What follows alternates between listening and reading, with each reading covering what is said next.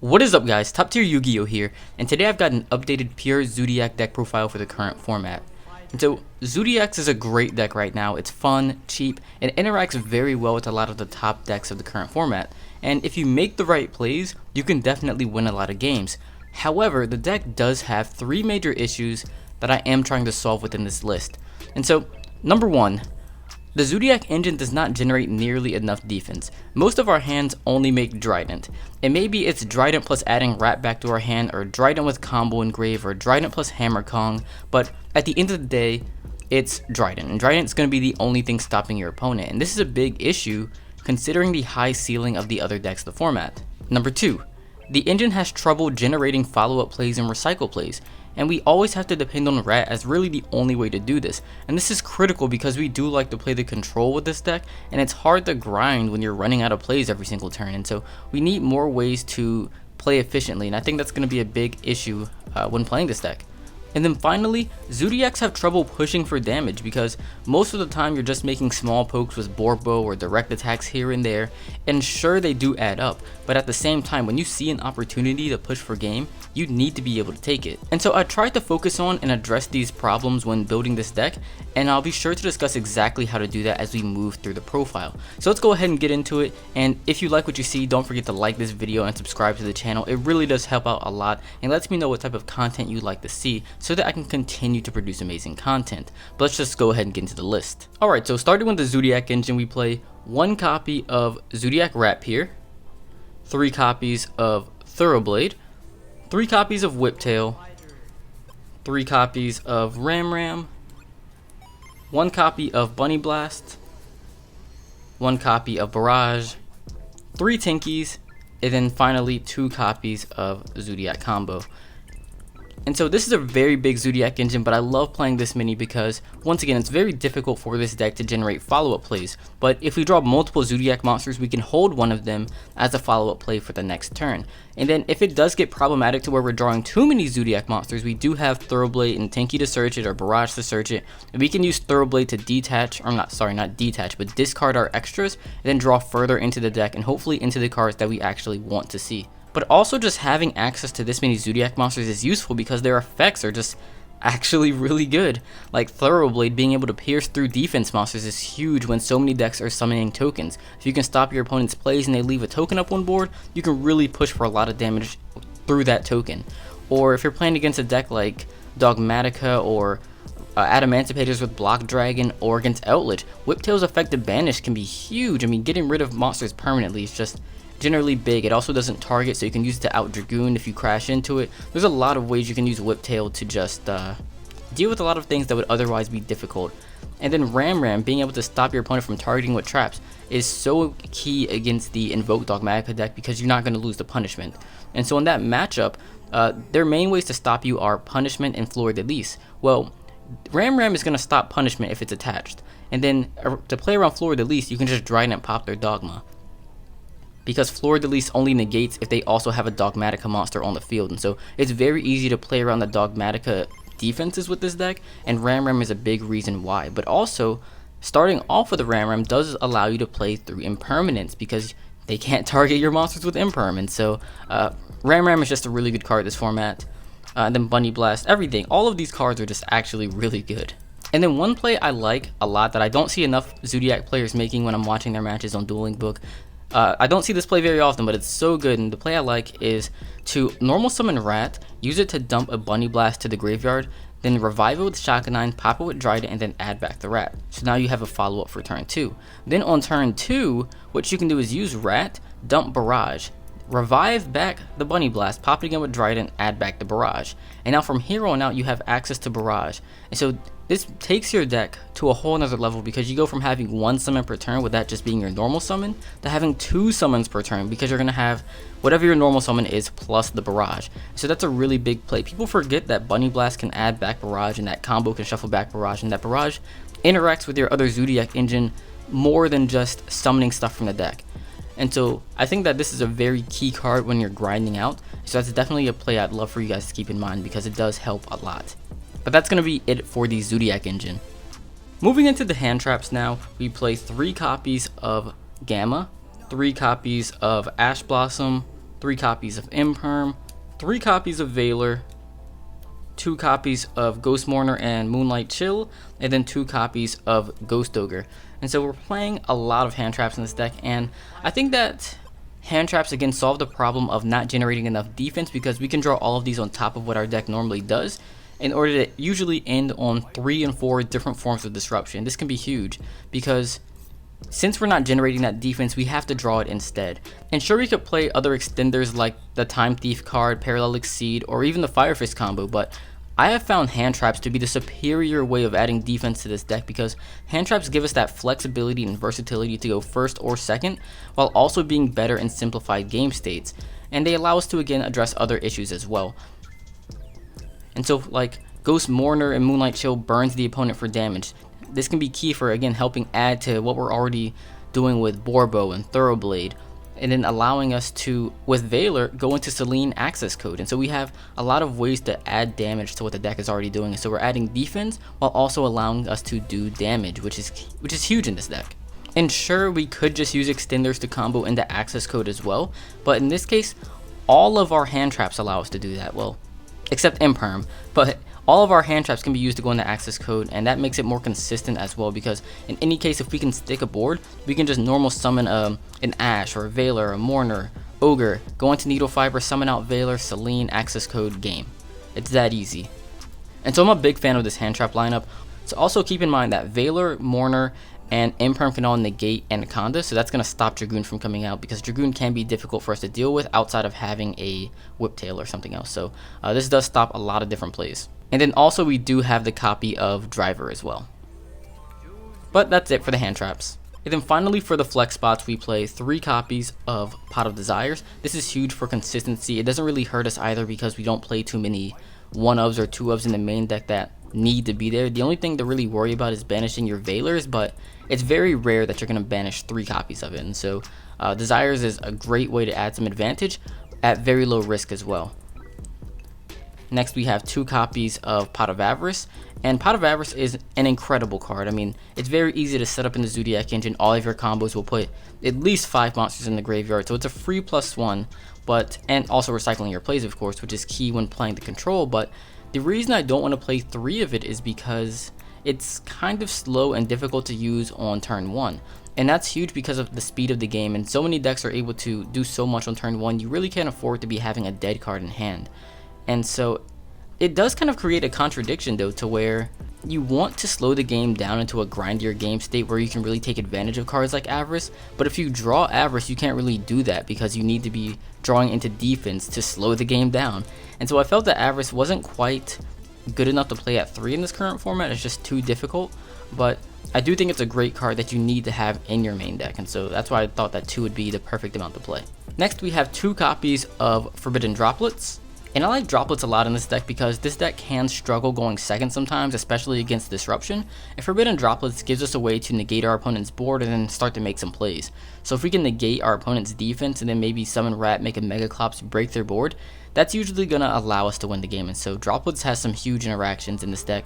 It also is one of the ways to out Dragoon, so we can just negate it and then follow up with a Drident to just destroy it. So it's very easy to deal with it like that, as well as other monsters in the format like Winda, S0, Makaba. There's a lot of things that Savage Dragon, a lot of things that we want to negate in this deck, and Droplets is one of the best ways to do that. But then also it can double as defense when going first, and so it's that versatility, once again, that I really like in the Zoodiac deck. Another interesting interaction with Droplets is that it discards monsters, and so that can help you set up your Chakanine or set up your Avarice or your combos, and so there's some synergy in here as well. So Droplets is a great and welcome addition to the deck. And then the final card that I'm playing in the main deck is 1 copy of Foolish Burial, and this pretty much turns all of your Zoodiac monsters into Zoodiac Wrap here. And so even in the most awkward of your hands, like Foolish Burial plus Whiptail, that can equal full combo, or it can equal Megaclops, or there's so much that you can do with Foolish Burial in this deck that I really think that it helps make the deck more consistent in its ability to set up efficiency plays or set up combos. It's just a really useful card, and the only downside is generally how poor it is in simplified game states. Like if you don't have any other plays and you top deck Foolish Burial, you're not really doing anything, and that kind of sucks. But in your good hands, it's really, really good. or even in your kind of average mediocre hand, it's again a very strong addition. So that's gonna wrap up the main deck. This was 42 cards. So I felt that just adding in the extra hand traps really helps out a lot. The burial, the droplets, all of these are great additions to the deck, and nothing was really worth cutting in my opinion. And I don't think we really have to. I think it's a huge fallacy that a lot of players go by, sticking to 40 cards. And sure, I get that it helps consistency, but look into the statistics and see that the number of cards in your deck actually isn't a huge factor. And adding extra cards to the deck only decreases the odds of seeing individual 3-ups by maybe 1 or 2%. Not even 2%. It's like less than 1%. And so I'm willing to see the cards that I want to see more often. If it means decreasing seeing like a rat or a tinky by 1%, that's fine. So I think a lot of players need to kind of, I don't want to say give up on playing 40 cards, but be open to playing more than 40. Because a lot of people think playing 41 or 42 cards is like playing 60. It's not. There's not a huge difference in 40 and 42 cards. So yeah, 42 card deck. Let's go ahead and move into the extra deck. For the extra deck, we're playing one copy of Best Girl Drident. I mean, best card in the game. Best card ever. Then we have 3 copies of Chakanine, 3 copies of Tiger Mortar, 2 copies of Boarbow, and 1 copy of Hammer Kong. I really like this Zoodiac lineup. It comes up so often when you're grinding just to go through all of your copies of everything. So much so I'm definitely considering playing a second copy of Hammer Kong. I love it a lot because in a lot of hands, or not a lot of hands, but really in a lot of games, when you're trying to set up plays throughout the game, like after you've used the first Drident, you're going to need to bring it back to continue making defense. Oh yeah, my third Tiger Mortar has a hole in it, by the way, so ignore that. But but a lot of times a play that comes up is you'll use Chakanine, revive the Drident, use Tiger Mortar, attach material under the Drident, and then you'll go Hammer Kong on top of that, and it'll have like some Zoodiac monster as well as the material, and so in the end phase you'll detach, and this is going to protect your Drident from targeting. This can be big in a lot of games, and so having the second copy of Hammer Kong actually does help out a lot. So I do like that play, which is why I want to play 2, because you sometimes do this on turn 1, then you do it on turn 2, and it's nice to be able to continually protect from targeting effects. But also having this extra monster on board is what allows you to make your pushes, and so keeping this extra monster is good because then later on in the game you summon like a tuner, you go into needle fiber, summon Veiler, Selene, access code game, so that can be big. So again, I like this play a lot, but what I decided to do with the second copy of Hammer Kong right now that I've been testing is to instead play a copy of Drill Driver Vespinado. And this is a good card because it helps us push for more damage, 1 because it's 2500, but 2 because it pierces. It also is very easy to summon, same way you just overlay over a rank 4, and then it also floats as well. And so this can be huge for, let's say you want to get like a Whiptail out of your graveyard again.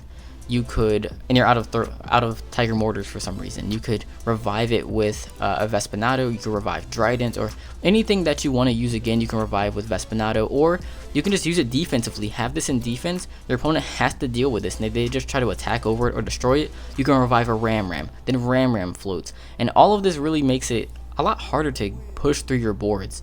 And so I've been a big fan of Vespinados so far, so this is something I definitely recommend trying. But I am considering going back to the second copy of Hammer Kong too. They were both good. But that's pretty much it for the Xyz monsters. Then finally for the extra deck we're playing these Link monsters. And so we are playing one copy of Megaclops, Needle Fiber, Selene, and Access Code. And so the way the combo works is you just summon any of your hand traps because they're all tuners. So you go into a Needle Fiber summons Veiler, which is a spellcaster, so you can go into Selene can revive the Veiler, and then that allows you to go into Access Code. You'll have 2 different attributes in the graveyard to pop with, and then it'll be at 5300 if you target Selene with the effect. So that's huge. And then Megaclops is just a win con on its own. Normal summon Rat, Megaclops, or normal summon any Zoodiac monster. Play Foolish Burial, Megaclops. And so many decks just have trouble dealing with it that it's just a win con on its own. Alright, so moving into the side deck, I don't really have too much prepared because the format is changing, everything's really wishy-washy. You can play whatever you want. The side deck is very subjective, but what I would recommend that I think specifically is good is Avarice and Combo, because these are so good against both Outlich and against Invoked Like being able to just attach a Cataroost to your monsters is very difficult for those decks to deal with. So if you're playing against Outlet, for example, if you have a big Drident with Cataroost, right, how do they out that? So if they try to use Lord's effect, it targets, so you can use Cataroost to negate it. They try to use Conquistador, chain Drident, pop Conquistador. So how do they actually out this card aside from attacking over it with a Lord? And if they try to attack over it with Lord, again, you just pop it. And so it's very difficult for them to deal with a big Drident attached with Cataroost, especially if you have it with a Ram and anything else, because this defense is 1200. So 1200 plus Ram at 2000 defense puts you at 32. Anything else like a Whiptail puts you at 3600 defense, which even a boosted up Eldritch Golden Lord can't get over. And so it's very, very difficult for them to deal with a big Drident. And then against Dogmatica, combo can be very big for attaching Ram. And once again, similar situation to where if you have Ram and Cataroost attached to a Drident, those two decks have a lot of trouble dealing with it, because when you're playing in that matchup, their main ways to deal with stuff is attacking over it, which you can just Drident pop, punishment, which you can negate with Ram when it's attached, or Intis, which you negate with Cataroost. And so you can negate all of their ways to deal with your Drident. And then if they try to use Fleur de Lis, because Fleur de Lis requires a Dogmatica monster on the board, you can just destroy whatever other Dogma monster they have, like their Ecclesia or their Maximus, with the Drident. They'll summon their Fleur de Lis and it won't negate. And they also won't attack over because we'll be boosted up or in defense at like 3200 defense or something. So it's very difficult for them to deal with a big Drident. Combo helps set that up, but also combo is going to be good for your efficiency plays, because both of those matchups are very grindy as well. So I definitely like siding the Cataroost and the combo. I would main deck them, but they're not as good against the other decks in the format, like the combo decks. You don't want to have Cataroost versus Adamancipators or triple combo versus Adamancipators. So they're great in the side deck. Great in the side deck though. The other cards that I would recommend in the side deck are Dark Ruler No More, just for dealing with those big giant boards of multiple negate monsters, or dealing with Dragoon, or dealing with just so much. I find Dark Ruler to be a really good option, because you can Dark Ruler, normal summon Rat, summon Rat, make Megaclops, and then break their board, and usually that puts you in a winning position. Next, Cosmic Cyclone for, again, those grindy matchups like Dogmatica and Eldritch, or any other trap decks. Solemn cards, good for going first, probably the best defense you can have, because like Gamma, they will negate those monsters as well as remove them from the board, which can be huge for setting up for direct attacks and allowing you to push for damage and eventually end the game. And then finally, Evenly Matched, which I think is just a really good going second card, which is useful against monster decks and backrow decks. So that versatility is very, very useful. It could be that or a Lightning Storm, but I prefer Evenly Matched right now because it's not $100 a copy. But of course you'd play multiples of these, but these are the main cards that I would recommend in the side decks right now. You could also play like Kaijus, which I like a lot for dealing with the negate monsters or dealing with Dragoons. That's another good option. You have a lot that you could play in the side deck, but it doesn't make sense to spend a lot of time on this when the format's constantly changing right now. But these are the cards that I like.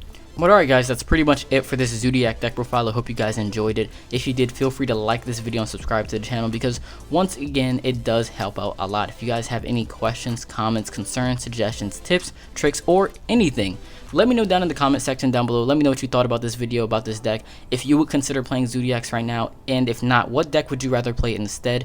If you watched this far into the video, let's do a hashtag. Don't do these very often, but let's do hashtag Clops for game. Just Clops for game. Let's just do that. So if you watch this far into the video, hashtag Clops for game down in the comment section. If you do, I really appreciate you. You're awesome, and I hope you guys have an awesome day.